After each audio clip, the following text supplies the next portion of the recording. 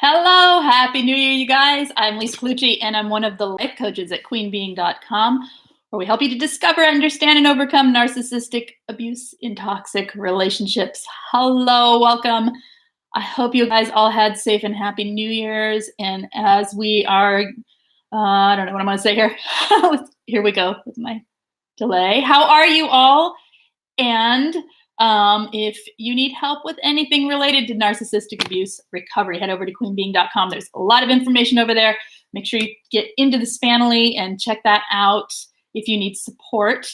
So the support groups. And if you need coaching or group coaching, make sure you look in the main description of every video. And there's links to how to access that.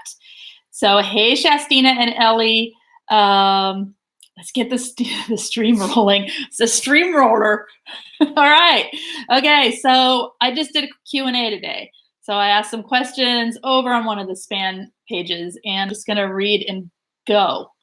I didn't write much down about it. So topics are all over the place today, whatever you guys want to bring up or whatever. So if you have any questions, go for it. And otherwise, I'm going to just read from the questions and just answer from top of my head here. Okay, so with that said, hit subscribe if you've not already done so, and the thumbs up, and let's get rolling, as Shastina put it. Oh, I hate that. Okay, there we go. All right, first question was how to let go of the need to know. The need to know if a person is a narcissist. How do you let go of that need? Why do we need to know? We feel like we need to know, or else there's no closure. We feel like we need to know that they truly are a narcissist, or else what? There might be some hope. Okay, so number one, plenty of people divorce, break up, split up, end relationships for not toxic reasons. Okay, we're not obliged to stay in something that is unhealthy and unsatisfactory to our well-being. Okay, we're not obliged, or the requirement for our life is not to stay with someone just because. So there's that. Number two,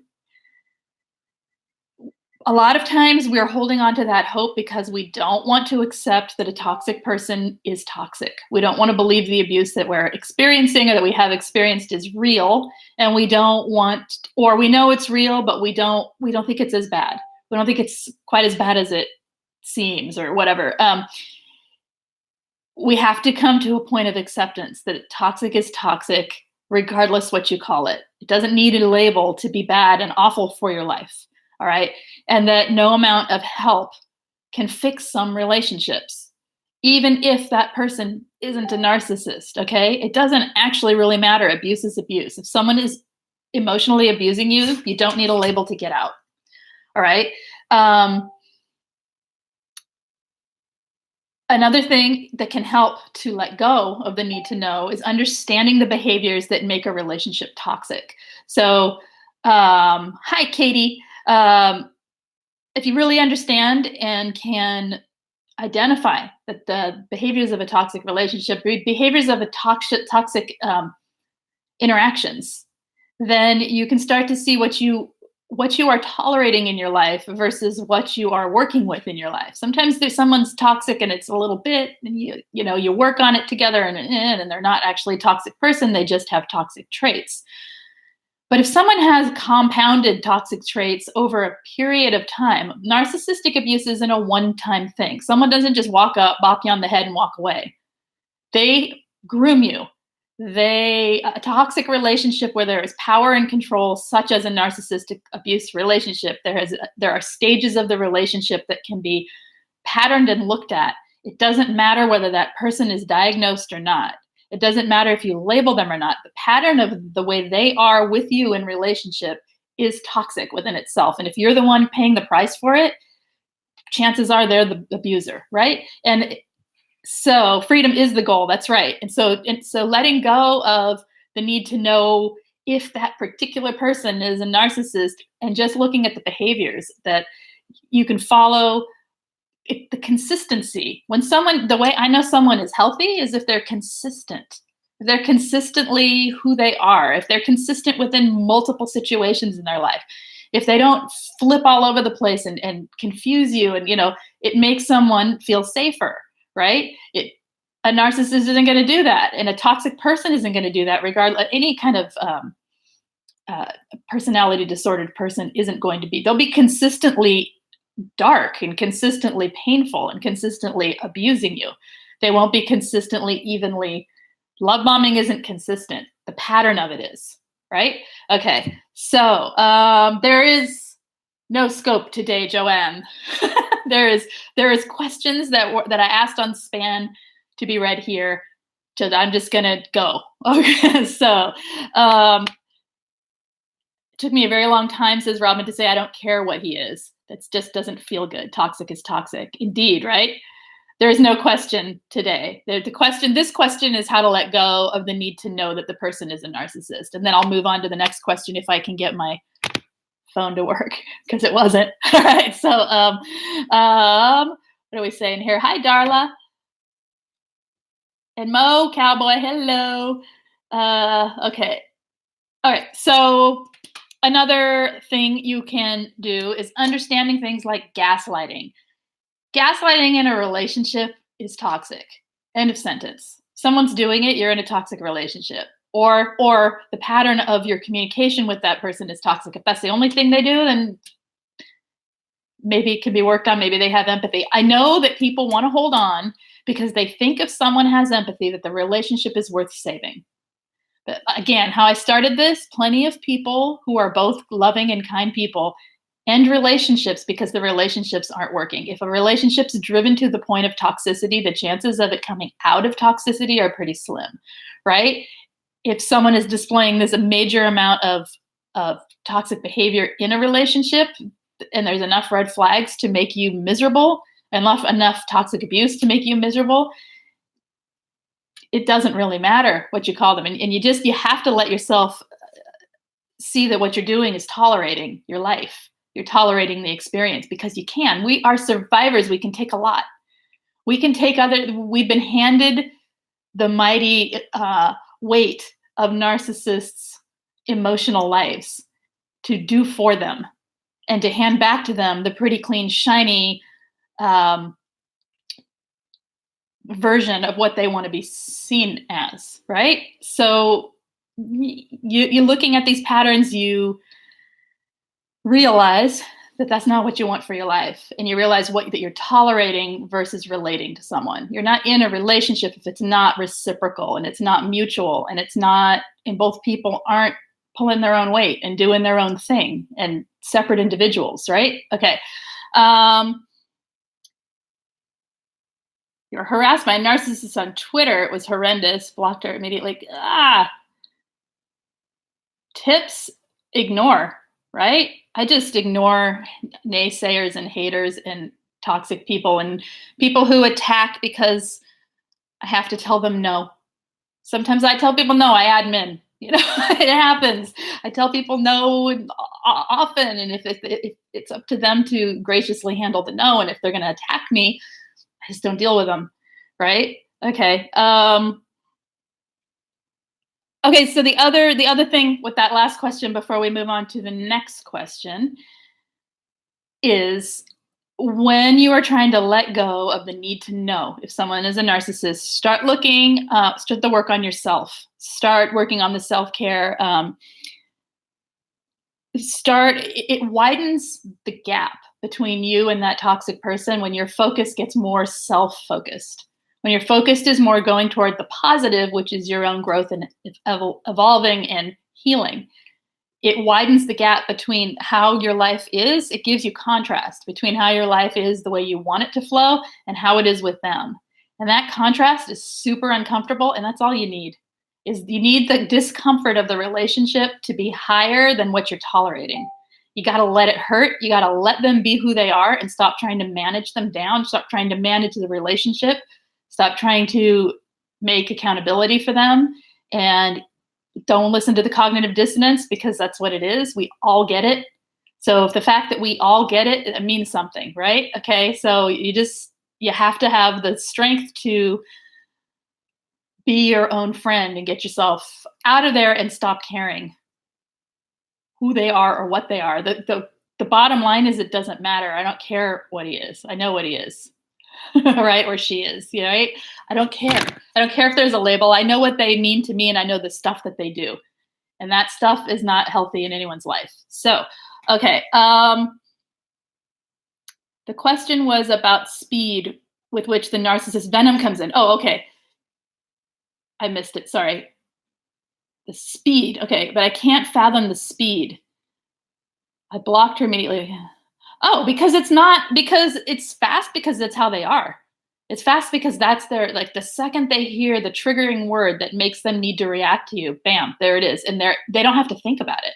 It's not like they think, I'm going to turn on a projecting attack now. What can I project with? Well, it's literally instantaneous. It's the way they function. People who are toxic like that, right? The question behind my question is, how do I protect myself from those sudden narc attacks from random? Well, when it happens on here, which is very rare, but it has, I just stare. Block, keep going. I might make one comment to discharge my adrenaline rush, but I don't give it a whole lot of focus, right? That's the only thing I can think off the top of my head to do that.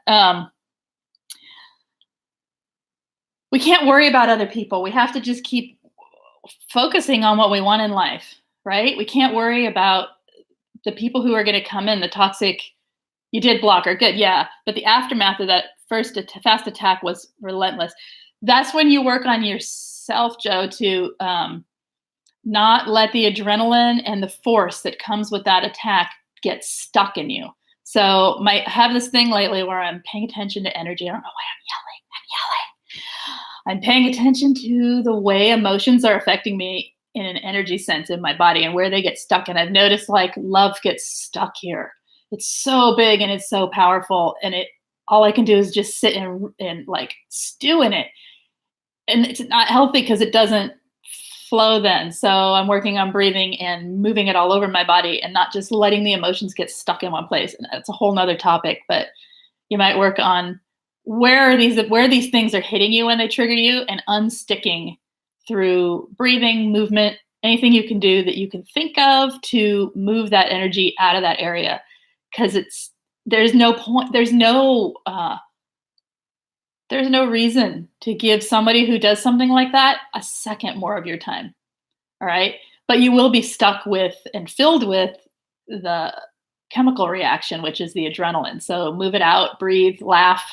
I usually just start laughing, and that discharges the emotional reaction. Okay. Any tips to regulate? No worries about the yelling. Okay. Okay. What are we saying here? Hi, Thriver. They are all fake. You are correct. Okay. Did I miss any questions? I just did it. If I did, please just ask again. Hi, Robin. I'm going to go on here and find another question. Oh, this is. Okay, so another person said, when you ask a simple question, let me see. Let me find it. Let me find it and read it for real, not off the top of my head. It says, it says, when you ask a simple question and they do not answer, then flip on you and disrespect you. So when a narcissist asks a simple question and then doesn't respond, when they ask a simple question and then they don't answer, or when you ask a question, sorry, that's what she said. When you ask a simple question and they don't answer, that is stonewalling. All right. They're stonewalling. They're getting you to get into reaction. That is the provocation of a fight right there. That is them seeking supply, negative supply. That's them being in a devalued frame of mind and a devaluing frame of mind. And anything beyond that point, you're entering into the attack. Okay. And the attack comes as gaslighting, as you said here, where they flip on you once they do finally answer. Fine, blah, blah, blah. And they flip the whole thing on you and then disrespect you. And then they apologize and make you feel like it's your fault. Everybody knows that dance, right? That's classic. Okay. So what they're doing is they are stonewalling you for whatever reason. Doesn't really matter why. They're just miserable people and they do this. This is so typical. You don't even know when that's going to happen. It's the eggshells we walk on, right?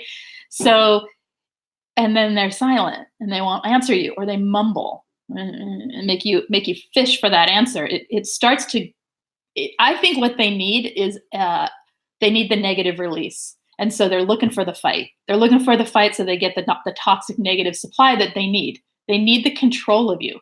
They can't control you if it's always positive. It doesn't work. All right. They need this negative devaluing cycle to happen. So this is like the start of the devalue cycle, is that stonewalling, and then you finally get an answer and they flip it on you. They flip the whole situation. That's the gaslighting. And then they will usually project in there too, and with the disrespect. You're so rude. You're the most disrespectful person to ever even ask that question. The way you asked it, they'll give you all that stuff. You really hurt my feelings. I'm sorry. I'm sorry you were hurt by that. It really hurt my feelings that you would think that, it's classic. So yeah, that's the stuff you gray rock.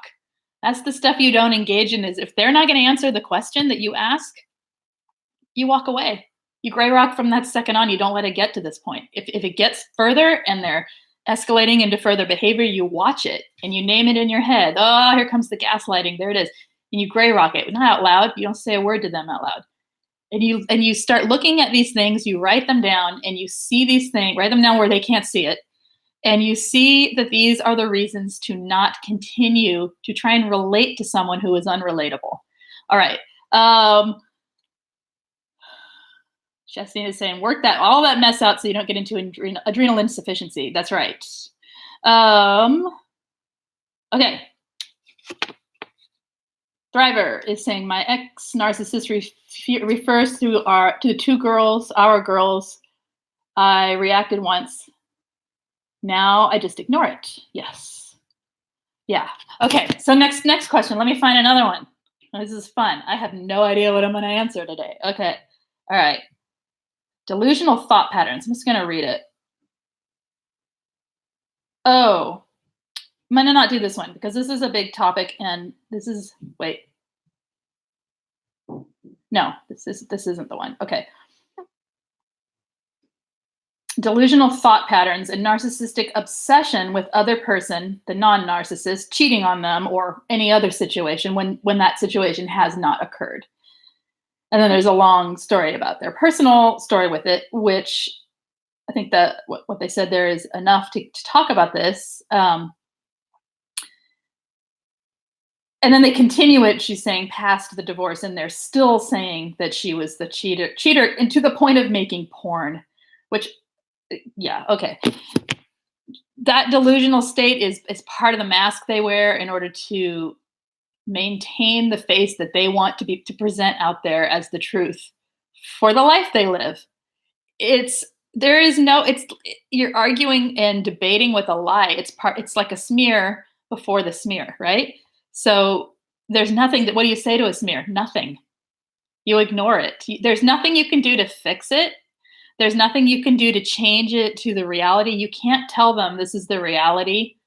Either they're in such a state of delusion that they actually believe it, or they know they're lying and they're just not going to drop the mask. There's no way to force them to drop the mask. Every now and then you get a break and you catch it and you can say, oh yeah, what about that? But that's like so slim and rarely happens and not even worth it because they'll find a way to flip it then to something else. So yeah, with the delusional states, you watch them, you pay attention to that and you don't engage in it. You don't engage in it. So what if they smear? There's nothing you can do to stop the smear. You can't, put tape on their mouth and keep their fingers so they can't type. And, you can't do that. So you just don't engage with it. You don't engage with it. And anyone who questions you on it, you just smile and say, oh yeah, well, if you know me, you know the truth. You don't need to engage in it or let yourself get so emotionally worked up that you feel like you need to defend yourself because there's nothing to defend. You can't defend yourself against a lie that never happened, right? Okay. Hi Ellie, should I accept myself and try to have a job that I can do alone at home when I cannot get out of the habit of immediately erasing myself to meet others' needs in any circumstances to meet their needs. Yes. Yes, you live for your life. You live your life for you. And the people who need from you who are reciprocally givers, that's a lovely situation. Sometimes you choose the things you do for people and whose needs you're going to meet. We don't have to let go of all giving and all need meeting for other people. That's an extreme, right? And especially if it's a place we find pleasure in doing and giving to other people, we don't necessarily, I don't think we need to let it go 100%. What we need to do is learn to be discerning and have it not interfere with our regular lives. Okay, we need to be able to give where we choose, right? I mean, imagine if it was money and you had to give everywhere somebody asked, everywhere. There'd be not enough, right? You couldn't do it. That's what we're doing. We're depleting ourselves. So you have to put the money in the bank first before you can give it away, and you have to give to your own life first before you have anything to give. Okay. Let's see. What are we saying here? Okay. Working from home is incredibly isolating. It is. Hi. Although I talk to people a lot, so it's different. But yes. Yeah.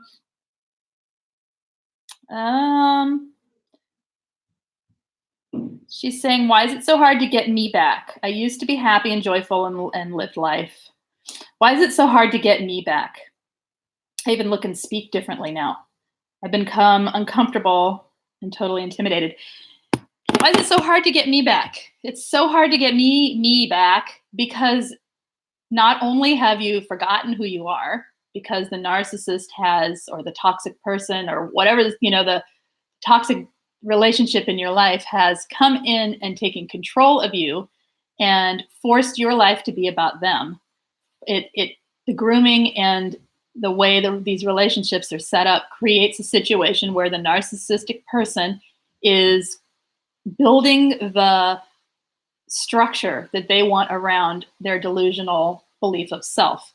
So your life has to fit that mold, or you can't be with them. And because we become so desperate in need for their affection, and because of the trauma bonding and whatnot, we do it and thus lose ourselves. Not only that, but new beliefs are formed about yourself because of the devaluing and the abuse that happens, because of the cheating, because of the lies, because of the projecting. We are taught over and over and over again, repeatedly, in a situation where our hearts are wide open and we feel like we are in love, that we are not worthy, incapable, no one will ever love us, we're unlovable. We're taught a whole slew of stuff that are lies about ourselves, and they become beliefs. So we exit these relationships. That's why it's important to do the self-care work and to focus on your life, to focus on what you want, to build your life. You can't just step out. Most people can't just step out and step into the next day. There is no next day. There's the aftermath. Okay, so we have to create from the aftermath. But the beautiful thing is when you're broken down that far, you get to create what's next. Okay, so you take the crap that they gave you and you plant it. I say this all the time, grow it. Use it as fertilizer. Grow the beautiful things from the toxic things. Figure out that their words were lies. Find out for yourself what are you believing that's making you stuck? Why are you stuck in a negative pattern with yourself? Why are you abusing yourself, right, at this point? And you do the self-care work you need to do. I have a whole lot of videos on here on what to do for this kind of thing. So go back and look through the topic names and find ones that fit. It's true, Jen. Yeah. So when you are feeling like you can't get yourself back, it's because of all of this. And you have to recreate, you have to create. And then sometimes if you look and speak differently now, go back and redo your hair like you did at a certain time, or find a look that you liked when you were happy and put little pieces of it back into your wardrobe. If you used to wear jewelry, go get some jewelry, put it on, good. Yeah, it takes effort. It's not like, I think what we want is for the fog to lift and bam, we're back in our happy lives or in a better life. It doesn't work like that. We're the ones that have to create our life. We have to have a relationship with ourselves that we've just given everything over to someone else, everything. It wasn't a relationship. It was slavery. It was ownership. Seriously. So we have to become, and you can't become out of nowhere. You have to build it. Okay. So Thriver is saying, is it a regular thing for the narcissist to be chronic complainer every moment of their day? I didn't realize till, yeah. Oh my gosh. A lot of them, chronic complaints, chronic pains. I got chronic pain. I'm not complaining all the time. Right? Chronic me, especially if they're the more vulnerable, covert types that need all that kind of like mommying affection. Yeah. They need that kind of supply that is the doing for them and yeah. Oh yeah. Complaining about other people, judging other people in a complaining fashion. Yeah, that's pretty yuck. Ugh. Even that alone, I don't want to be around. Even if that's all someone does, it just brings me down. Right? All right. Okay. Yeah, and as Shastine is saying, the older they get, the more they complain and lose their charisma. All right. Okay. All right. Let's find another one. We'll keep going a little bit longer. Can't do that one. Don't understand that one. Okay. Stopping the trauma bond and rumination. I have at least 3 videos on trauma bond. Angie has a couple too. Stopping the trauma bond. Well, no contact. We'll just do a brief trauma bond exit strategy. Okay. Let's start. Number 1 thing. Breaking a trauma bond is gonna hurt. It's gonna hurt. Be okay with that. Understand that you are going to go through some emotional pain. It is not going to feel good. It's going to hurt like longing. It's going to hurt like pining away for something. It's going to hurt like a driving desire for something that's really bad for you. It's addiction. Okay. It's painful. Okay. And so understand that it's okay. We go through it. It doesn't last forever. The way to move through it is to accept that when you're in that pain, you have other outlets. The reason you are reaching back to the narcissist is you're reaching for the release. You're reaching for the oxytocin and the dopamine combination and the rise in serotonin from their affection and it's chemical. Okay, so understand that the way to retrain yourself is to reach towards something healthy. Reach towards something that is not toxic for you. Know what you need. Learning when you're breaking trauma bonds, that's a perfect time to learn how to nurture yourself. You probably don't even know how right now. You don't know what you need. You just need them, right? I just need them, but they're toxic. So,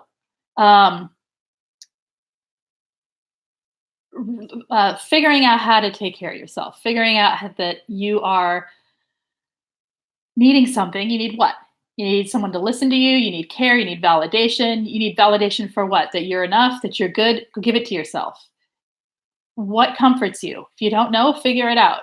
Use your senses. Use your body. Like what smells good, what feels good to wear, anything. Do those things for yourself. If nothing else, distract yourself. Get busy, clean the floor, do something physical with your body. And while you're doing it, go ahead and cry. Cry a lot. Purge the toxic. When you're crying, tell yourself, I am purging the toxins from that relationship out of me. Crying isn't bad. Crying is part of letting go, okay? It's grief. Let yourself grieve. Give yourself comfort and love while you're going through that. So trauma bond breaking requires some of this. It's not like you can just go, there's the trauma bond, break it, put the two sides apart and you walk through the other side like, oh, that was easy. It's not easy. It takes time, and it takes having accountability to yourself that you're not going to step back into it. Um, get into one of my coaching groups if you need it for direct one-on-one support through breaking a trauma bond. That can help. I have a trauma bond group. It's not going right now, but I have it listed. So if anyone wants in it, there it is. And I'll start it. Having a group of people going through it at the same time with a coach cheering you on and giving you little tips through the day can be helpful. Okay, that can help several people who have done that and had a lot of success with breaking the trauma bonds to the point where they're ready to start working on themselves. It takes longer than you think for a lot of people. So, but that's okay. Okay, it's part of this. But if you don't start now, when are you going to start? That's the thing. If you don't start now, it's prolonging it for later. So, okay. The Twilight Zone. Uh-huh. Oh, what are we talking about? What are we talking about? Hi, Vicky. All right. Next question. I'll do one or two more, and then we're out today. Do I have any more? Maybe I don't have more. I don't know. Oh, yeah, I have two more. Okay. Finding the power within to reframe how we show up for ourselves and others after narcissistic abuse. Struggling with communicating wants and needs in new relationships.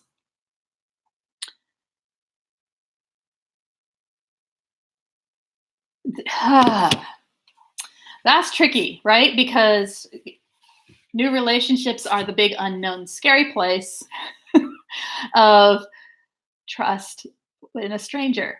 So, how do you communicate wants and needs? Knowing who this is from, I can say I already know that they know about boundaries, but we'll start there. Boundaries is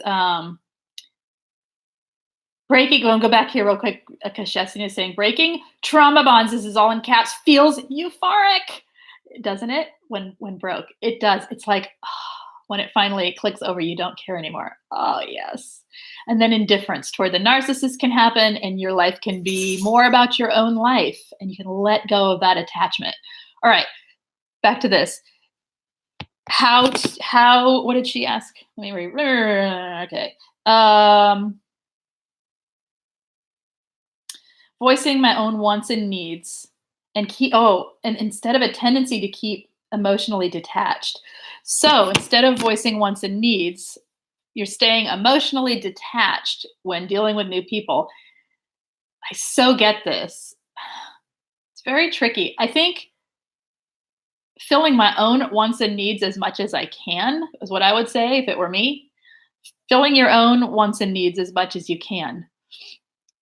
A new relationship is, you have to be able to read the red flags. You have to be able to watch. You have to be able to know what it is that you're dealing with in another person, and understand their personality and the nature of who they are before you can really ask for a want and need to be met, right?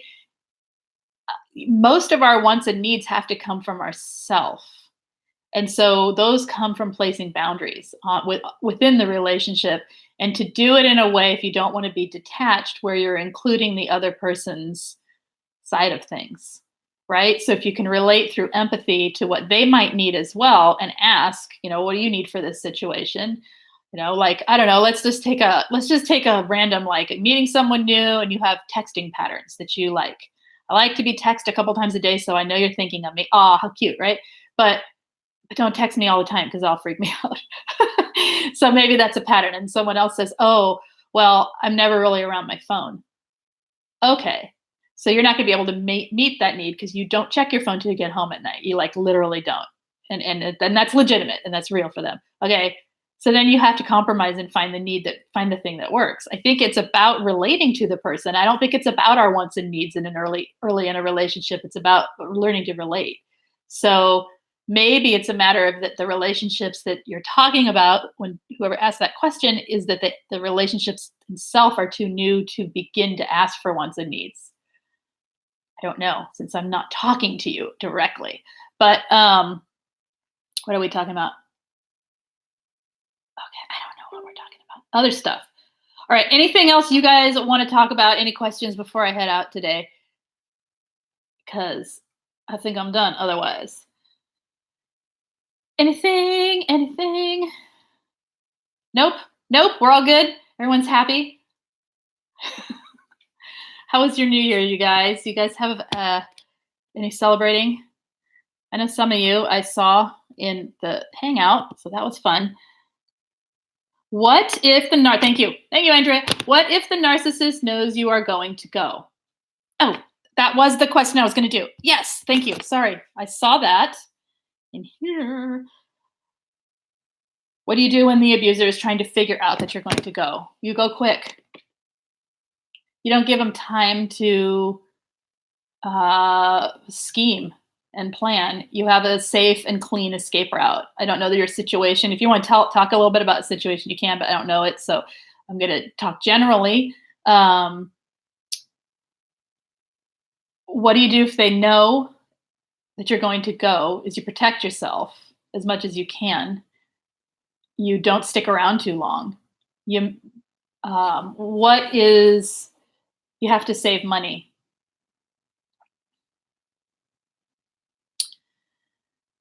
Right. And they know you're going to go, or they're assuming you're going to go. I looked so pretty in the beautiful black dress at the hangout. What was I wearing?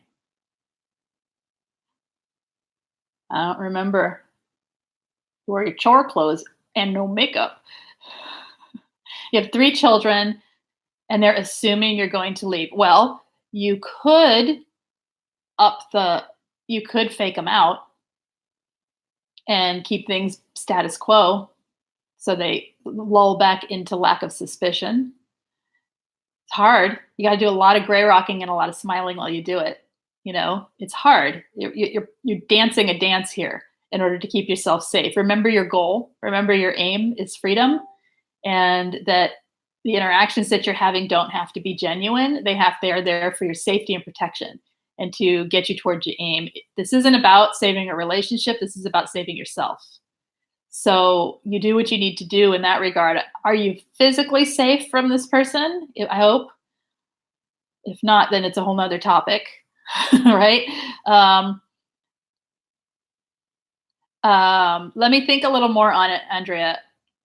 What I would do is you're physically safe. Okay, good. I would keep things business as usual. I would suck it up and do what was needed in order to maintain things status quo. And I would let the suspicion die down. And depending how long you think, I would have some firm escape plans going in my head and stick with them. I would be looking at alternatives. Instead of saying I can't because I don't have money and 3 children, I'd be talking to attorneys if you're married and saying, I need to get out of an abusive situation. What are my recourses? How do I obtain emergency child support from this person? How can I, what are my finances going to look like? I'd figure it out on the side. And meanwhile, keeping things business as usual. I hate that. I hate that we have to lie about where we're at in a relationship. But at this point, it's not a relationship. It's an escape from abuse, right? So you have to let go of the fact that it isn't. I don't know how you would feel about that, but a lot of people hate the lying. They hate the having to deceive back. But what else are you going to do to keep the suspicions down, right? And if you have to keep the suspicions down for financial safety and so that they don't do anything rash or the abuse doesn't escalate, then that's what you do. We are always managing these relationships down. It's what we do from the very beginning. We are managing the emotional life of 2 people because they can't do it themselves. So it's just flipping it into something that gets your aim met versus the aim being keeping the relationship together. Nope, the aim is now to leave the relationship. Okay. And yes, go quick. Yeah, and don't let the physical abuse come out of nowhere like it did for me, it says Thriver. Exactly. And understand that when they start going down that road, you need to get out, like immediately. Okay. And yes, as quick as you can make it, as swift as you can make it, let go of it being, I'm going to swap from this to that, and it's going to be seamless. It's going to be messy. That's the way it's going to be. Okay, you jump and you do what you need to do to get yourself safe, as protected as you can, and yeah, figuring out the finances in different ways, um, finding a job that could support you, and then just going. You don't have to live fancy. You can just get out, right? You don't have to. You don't have to have what you have now. Okay, it doesn't have to be an equal trade. The freedom is so much better. All right, you just need to be safe enough to do it. Do I have reachable too? Like Angie, I don't. I don't have that.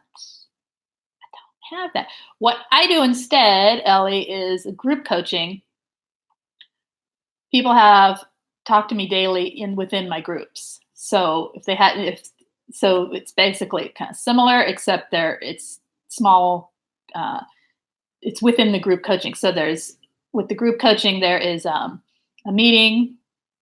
One group has 3 meetings a week you can choose from, and that's an hour to an hour and a half, depending if it's really full. I go longer, and if otherwise it's an hour. If it's like 4 people, depends who shows up, and so everyone has a chance to one-on-one have some time for what they're going through and what they need help with and what they want to work on for the week and what their direction of their healing is and all of that. And then and everyone's listening, and so it kind of works because everyone gets something from it. And then during the week, there is a messenger chat where everybody talks to one another and gets support from one another. But I come in and especially if I'm tagged to come in and answer questions, or like, 1 or 2 questions or something to help bridge the gap between from meeting to meeting. So if that helps. And then I saw another question up here. What do you do when you have self-loathing, when your healing process is so slow to the extent that you cannot go out in society to support yourself? That's a couple questions, isn't it? All in one. Let's address the self-loathing. It's about your belief about yourself, right? Self-loathing is, right, it's your beliefs about yourself. It came from programming that was put in there. So number one, you get therapy to help you work through the self-loathing. If you can't do that, or coaching can help as well, depending on what your issues are with it. If it's from the narcissistic abuse itself, you have to find a way to disbelieve the programming the narcissist fed you. Okay, we all have worth, in a sentence, right? So our self-loathing, it's hard alone. It's hard alone without support to guide yourself toward self-love. A lot of self-care. A lot of self-care. I have videos on self-care, article on self-care. Angie has videos on self-care. Self-care is huge. And I don't mean getting manicures. I mean taking care of your emotional life and the way you speak to yourself inside yourself. You catch the times you're abusing yourself with self-loathing is sabotage. All right? It's we all feel it now and then, right? But when it's regular, it's you're sabotaging your own healing. You don't mean to be, and then it makes you hate yourself more, because then you've just hated yourself, and now you hate yourself for hating yourself, and then you judge. So the judgment, you let go of the self-judgment, and you say, "No, I'm healing right now." You change the thought patterns with interrupting your thoughts, like literally rolling over your thoughts with another thought. Oh God, I hate no, I'm not talking about that right now. What I'm going to do is focus on, I choose my thoughts. You don't even have to have, in my opinion, an affirmation in the beginning. You can just tell yourself, no, I choose my thoughts. And but nope, I choose my thoughts. You listen to me. And, however you need to talk to yourself, or you be loving and you say, oh, no, you're okay. I choose my thoughts. However you want to talk to yourself. You just, whatever stops you in the moment. No, poof, stop. And self-care and starting to do things in your life that make you feel better about yourself. If it is getting up and taking a shower, then that's what it is. If it is getting out in life, you don't have to go in society to go out in life. Getting out in nature and walking. How does that make you feel better about yourself when you're around a bunch of trees? Try it and find out, right? Breathe, walk, experience nature, experience your thoughts, and creating positive thoughts within nature can be helpful. I don't know. It's useful to me. There's a whole lot of uh, techniques. So go watch the self-care videos. And if you have more questions, leave them in the comments of the self-care video and I will address it from there. There's a bunch of them. So, and there's one on self-esteem, I think, too. So go look through these guys and see what you think. All right. Yes, and one by one they add up, says Mo Coway. They do. 6 likes. Oh, yes, that's right. The thing I tell people every day, and Angie does too. Gratitude. Gratitude when you are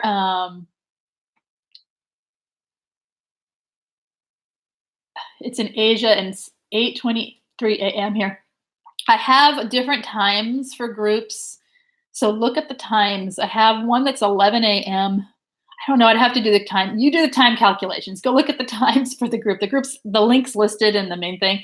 Look at the times and do the time calculations and see. And if there's a time that's better, give me it in my time. And I will see if I can form, people will show up. If I form like there's people in the group that would be like, oh yeah, that's a cool time, unless it's the middle of my night. Then I probably won't be too useful. All right. Okay. Good. Go binge watch them and watch me be silly. And laughter, Ellie, finding laughter. I can't hate myself when I'm laughing. I might think, I'm a dork, but I can't. Laughter helps. So getting outside of ourselves, I feel like what happens, our psychology feels sticky. That's what it feels like to me. Like when we are stuck in these negative patterns and all we can think about is how we feel all the time and how we feel is negative. It's like we're stuck in this world that's very heavy and coarse and right? So getting outside of yourself with laughter, with nature, with music, with dancing, with anything that takes you outside of your psychology for a little while in the day and get a break from that mess that's going on that we want to fix in ourselves. Not that you're a mess, but that's how I feel. Like, give me a break from this. And yeah, it can help because then you see there's more to life than this. There is more to life than this, you tell yourself when you're feeling like that. And you find it getting curious, which is my word of the year, about the experience you're having in the moment. Why am I feeling like this? Why is this happening? How can it be different? So it gets fun to follow the pattern and it isn't fun to begin with. All right. Anything else? Did I miss any questions? Any other questions or anything anyone needs help with? What I miss? Katie. Oh, you did lots of closure burning, old notes, cards from the narcissist family of origin, feeling freeing. Yes. Excellent. All right. Stuck in a world that is heavy explains it precisely, right? And sticky. Ugh, yeah. Wow, getting out of psychology, I totally understand. I'm INFJ too, right? Yeah. Okay. Getting curious and laughter will help with that in mind. We judgers want to judge the emotions we're feeling instead of just feeling them. People who are more perceivers or more it's so hard because we know better. We see the big picture and it's hard to get out of it. Sometimes for us in particular, we got to get out of it. Go into your body. Sometimes turning to the body. Look at your posture. Here's another one. Find your posture. Find what it is. And go, what is that? We're going to judge it because we're judgers, right? We're going to be like, that feels like something. And judging yourself fairly versus judging yourself critically. That's one thing. And then fix it. Just sit up. If you sit up, your whole perspective changes for a second. So things like that, using your body, things that aren't psychology based can help because we get stuck there. It's like looping in the bad feelings. Okay. Hi, Shoshi's. No topic today. I was just talking about random questions that come up. So if you have any before I'm out in a minute here, let me know. No, 99% of the population doesn't think like us. They look confused when we explain. That's why I have so many on here that are INFJ because they don't get confused. Okay. All right. Oh, what is it? What do you have? I will wait for Shoshi's question. Uh, let's see. I use temperature change to help, like cold water. Oh, that's a good idea. Ice pack changes your mood. I like that. Sensation. Learning, understanding what your languages that you speak to yourself with is interesting too. So, okay, doing exercise is more physical, not just yoga. That is more physical, has helped work out the physical reactions to triggers. Thanks for the suggestion, Lise. Good, right? Yes, because it's adrenaline, right? You're having the physical reaction of adrenaline. I need to walk, speaking of which. God, I'm all anxious today. Anxious today. Got to go walk, and it will help, and I'll feel fine after I do the walk. Okay. I'm waiting for Shushi's question. So, anything else anyone has that they would like to talk about, ask, or okay. I went to therapy today and learned I have a ton of unprocessed anger toward my mother regarding her own narcissistic tendencies and how they led me to be and remain in an abusive relationship with my ex. Is there more, or is that a question? Okay. How do I deal with anger? Do you feel the anger, or is this, so you just learned today that you have unprocessed anger? Is this something that you are experiencing the anger of, or you just have a thought about the anger that you have right now? How do you deal with anger? You let it be there and you use it. You're feeling it, okay, and you're not used to anger. Anger's new for you because you're not an angry person and you don't know what to do with anger, or you are used to anger and anger comes out and you get out of control. How do you handle anger right now? What's happening? Um, okay. I'm curious and nobody in my family can validate it. Can validate what? Nobody, you're curious. You're furious. I'm like, you're curious about something. You're furious and nobody can validate it. Okay. Because no one's going to face the pattern. The toxic pattern in a family is not just one narcissist, it's a web of toxicity, right? Everyone's relying on everybody else for the toxic pattern to remain in check. And when that toxic pattern, when one person pulls out of the toxic pattern, it completely throws everybody else off because no longer are you in the position that you were in that toxic pattern, and they need someone to replace it. So they're going to continue to make you that thing. So let's say you're the scapegoat. They live in their own box, how they view her. Exactly that. And you pull out, say you're the scapegoat, and you pull out and you say, I'm out. I'm not talking to mom anymore. I'm not doing anything with you guys. When you're with mom, I will talk to you individually, and I don't want to talk about mom. Mom's off topic. The dynamic of them is going to stay the same. You still exist as they always need you to exist, because that whole thing has to stay in place because you're living in the delusion of the narcissistic world. It isn't, you were the golden child. Okay, same thing. And now you will be the fallen child. Okay, when the golden child runs away, they're the prodigal child, right? They go away and they're hoping for you to come back you're like the castaway, right? And so they have to either get mad at you for not stepping up and helping with mom. Mom has to blame it on you or whatever she's doing. So yeah, that all goes on. So of course they can't change. I'm just going off on that. I'm like imagining all the possibilities. All right. Hoping that it validates you a little, that somebody understands it, but also, because I just kind of went off. That's why it's even more difficult or more off for me to talk that way. Right. Right.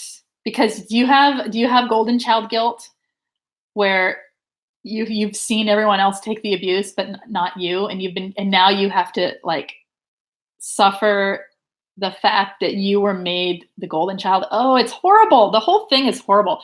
Even my sister, who was the pariah child, says, I'm glad aunt and uncle are in her camp. Hey, James. So how do you deal with the anger is the question, not what's going on in the dynamic. You know what's going on, but I was hoping that gave you a little validation that it's understood. You don't expect so see the toxic pattern, the toxic family unit, the whole thing as one thing. It is the source of the abuse, all of it. That doesn't mean that every brother and sister is abusive. When in conversation about the family right now, it might be because you need to process this anger yourself, right? Later on, maybe you have a brother or sister that you get along with that you can talk it through, and it'll be different. But right now, the anger is yours, and you need to process it on your own for yourself. So you don't go back to the source, just like you don't go back to the source of a narcissist to get closure. You find closure within yourself. You don't need validation from your family. You need validation. You need acceptance in yourself that what happened was real, that it will continue to happen, and that is the only validation that you need. Okay. You need to get the self-worth and the self-confidence and the lack of tolerance for that kind of treatment. Even as the golden child, yes, because it's not pretty being the golden child. It is the obligations to be up on that pedestal and to be perfect and to be the one, and everyone else around you falling for your sake is horrible. It's a horrible burden. So, talking in support groups with people who have toxic families can help. Letting the anger is there to keep you from going back sometimes. The anger is there to keep you from engaging, so don't engage. The anger is there because it's right.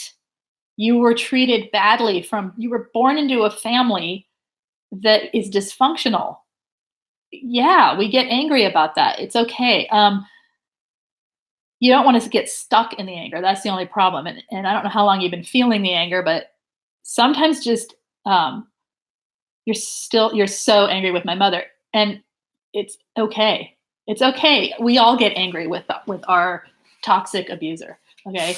The anger, well, we don't all, most of us get angry with the situation and the person who created it. I still get angry when I think there's no justice to this, right? Mod mode engaged. I still get angry with that. So, but I don't live in the anger. All right. I use it to remind myself why I'm not in it. I use it to remind myself how to stay away from it. That when it's triggered and I see it in other people, to walk away. You can do things to move the anger through you. You can journal. You can do like a cuss journal. Who cares, right? You can tell her off in writing. It's not about you getting them to admit what they're doing. It's about you accepting what they're doing and what they did as real. Okay, because you're never going to get a toxic person. You're never going to get it, especially when she's got backing and she's got her whole little dynamic and her whole little web set up. You're not going to get it from probably any of them because they need it to stay in place in order for their balance to stay in place. They don't understand. They're not ready to step out of it yet. All right. Your sister and I are low contact, and my sister validates me about 50% of the time. And she's got to do her own journey too. Bye, Shastina.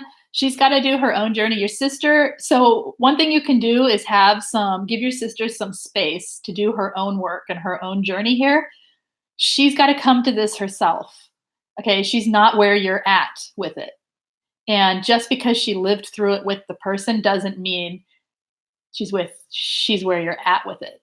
And so giving her space by giving her information and not expecting her to help you through your part of it. Does that make sense? Sometimes just doing that can help it be more validating and less invalidating, because then you're not trying to commiserate, right? If you try to commiserate and then she backs off and it's like, well, no, it wasn't really that bad. That didn't happen. I don't remember it like that. Or, well, mom has problems and we all have problems, or whatever she says, right? Whatever the 50% of the time she's not validating you, that's just it just deflates the whole thing, right? So not going to her for the validation, just for the information and the nodding at each other like, yep, mom's like that. He doesn't have to go deep, and finding other people in support groups and coaching groups, stuff like that, to talk it through with and to let go. But the anger itself is there for a reason, and it's because you were treated badly, right? It's your warrior inside of you saying no more. You don't need to live through that all the time. And sister was a scapegoat, so she understands more than anyone, but she's already processed her anger. Okay. Her anger is going to be different too from the position she was in. Okay. You saw people fall all around you. She was the one that fell. The scapegoat is like the people pleaser fixer often. They're it's a different dynamic for them. Not that you're not one too, but I mean, I don't know. Maybe you're not. Maybe you are, maybe you aren't. But the dynamic is completely different. So it's going to be a different journey on her way out and on your way out. So just because you lived through it together doesn't mean it's the same.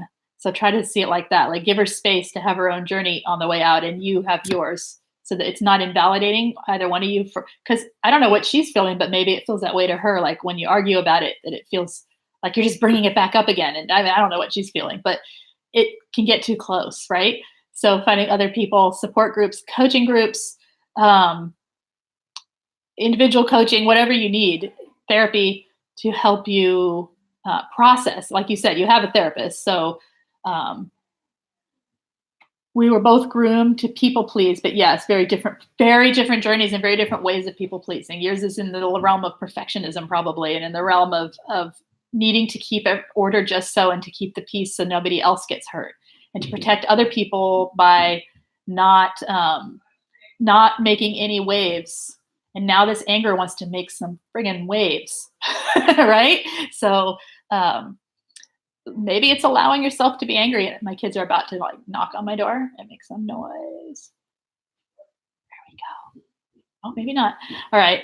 Yeah. So maybe it's that. Okay. I don't know if that helped at all, but that's where I'm at with it. If you need to process the anger physically, go do aerobics. Go do aerobic exercise of some kind.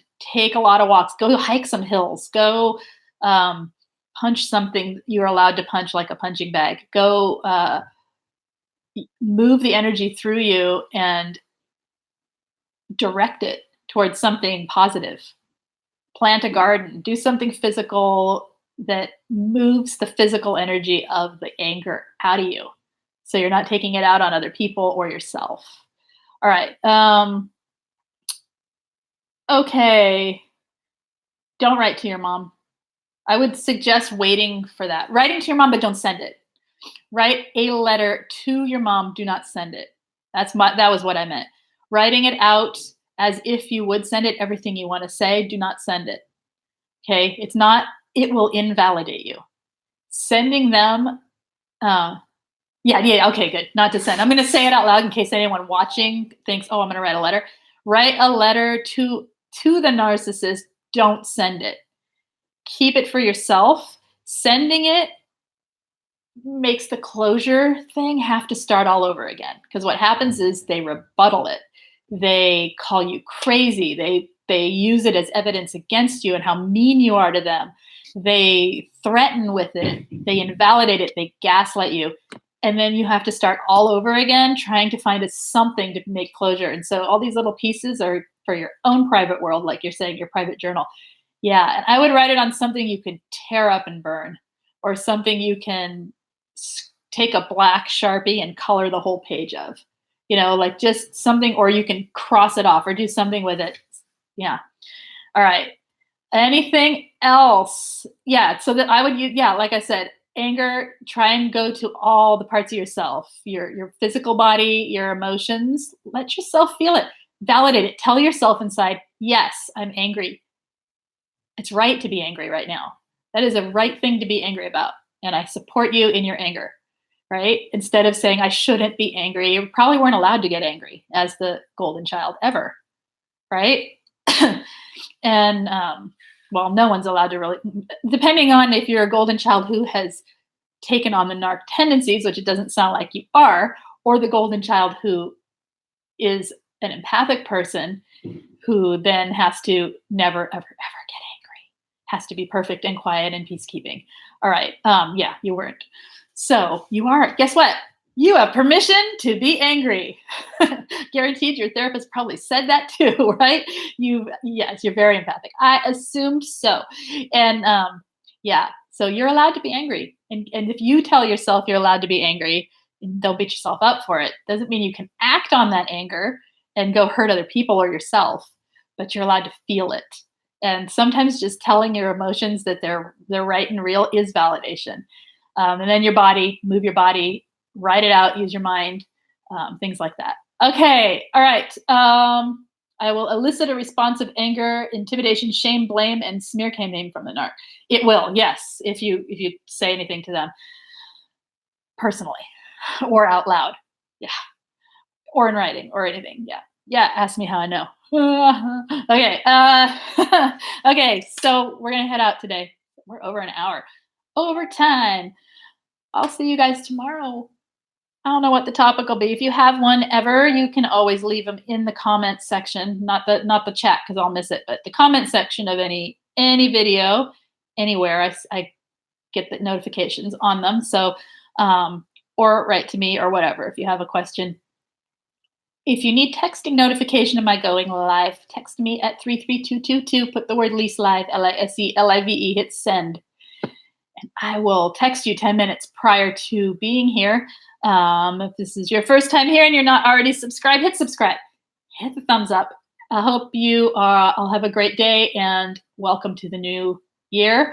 And my daughter is 12, the golden child, and takes narc tendencies. Learning how to handle her. Any help would be welcome. Okay. All right. I will try to think of that for the children who are the golden child and the other parent who is